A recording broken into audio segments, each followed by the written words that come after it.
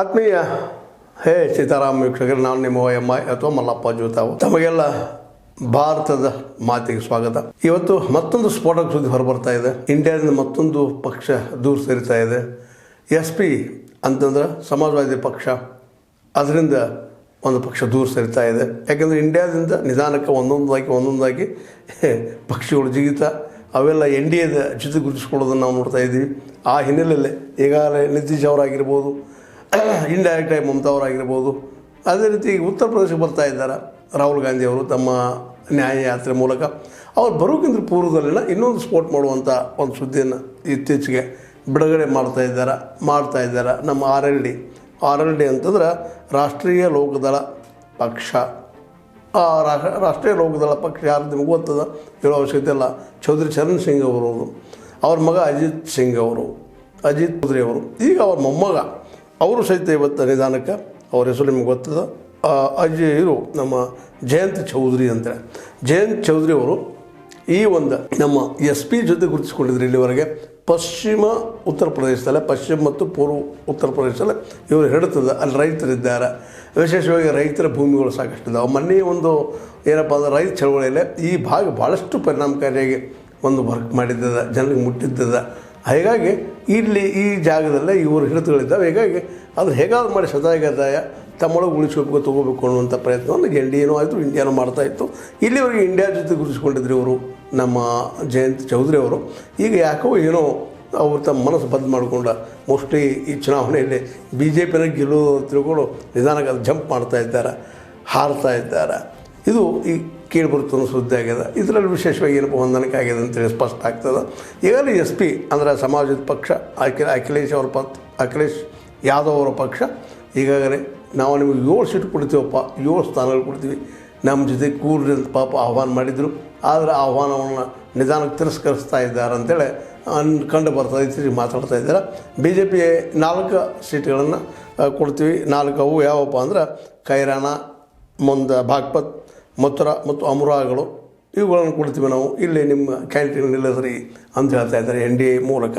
ಮತ್ತು ಜೊತೆ ಒಂದು ರಾಜ್ಯಸಭಾ ಸ್ಥಾನ ನಿಮ್ಗೆ ಕೊಟ್ಟುಬಿಡ್ತೀವಿ ಅನ್ನುವಂಥ ಒಂದು ಅಗ್ರಿಮೆಂಟ್ಗಳನ್ನ ಹೇಳ್ತಾ ಇದ್ದಾರೆ. ಅದಕ್ಕೇನೋ ನಮ್ಮ ಈ ಜಯಂತ್ ಚೌಧರಿ ಅವರು ಒಪ್ಪಿದಂಗೆ ಕಾಣ್ತದೆ. ಹೀಗಾಗಿ ಇಂಡಿಯಾದಿಂದ ಮತ್ತೊಂದು ವಿಕೆಟ್ ಹೋಗುವಂಥ ಸಾಧ್ಯತೆಗಳು ಕಾಣ್ತಾ ಇದ್ದಾವೆ.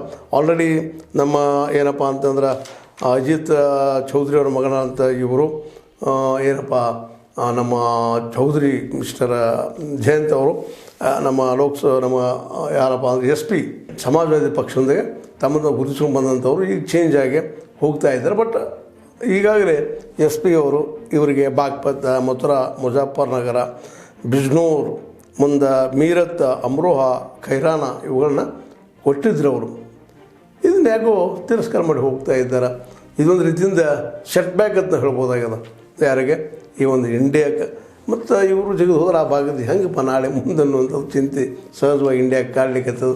ಹೀಗಾಗಿ ಒಂದೊಂದಾಗಿ ವಿಕೆಟ್ಗಳು ಹಾರೋದ್ರಿಂದ ಇನ್ನಷ್ಟು ಪ್ರಧಾನಿ ಮೋದಿಯವರು ಗೆಲ್ಲುವ ಸಾಧ್ಯತೆಗಳು ಹೆಚ್ಚಾಗ್ತಾ ಇದ್ದಾವೆ ಅಂತೇಳಿ ಅಲ್ಲಿಯ ಜನ ಮಾತಾಡ್ಕೊಳ್ತಾ ಇದ್ದಾರೆ.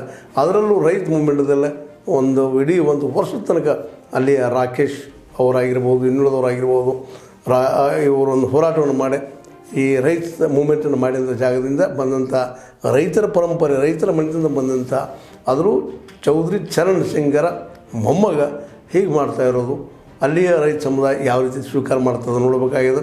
ಮತ್ತು ಆಲ್ರೆಡಿ ಫೆಬ್ರವರಿ 13 ನಂತರ ಈ ರೈತ ಸಂಘಟನೆಗಳು ಈ ಕೇಂದ್ರ ಸರ್ಕಾರದ ವಿರುದ್ಧ ಒಂದು ಮೂಮೆಂಟನ್ನು ಸ್ಟಾರ್ಟ್ ಮಾಡ್ತಾ ಇದ್ದಾರೆ. ಅದು ಯಾವ ರೀತಿ ಪರಿಣಾಮ ಆಗ್ಬೋದು ಅಂತೇಳಿ ಇಲ್ಲಿ ಈ ಸಂದರ್ಭದಲ್ಲೇ ನಾವು ನೆನಪಿಸ್ಬೇಕಾಗ್ಯದ.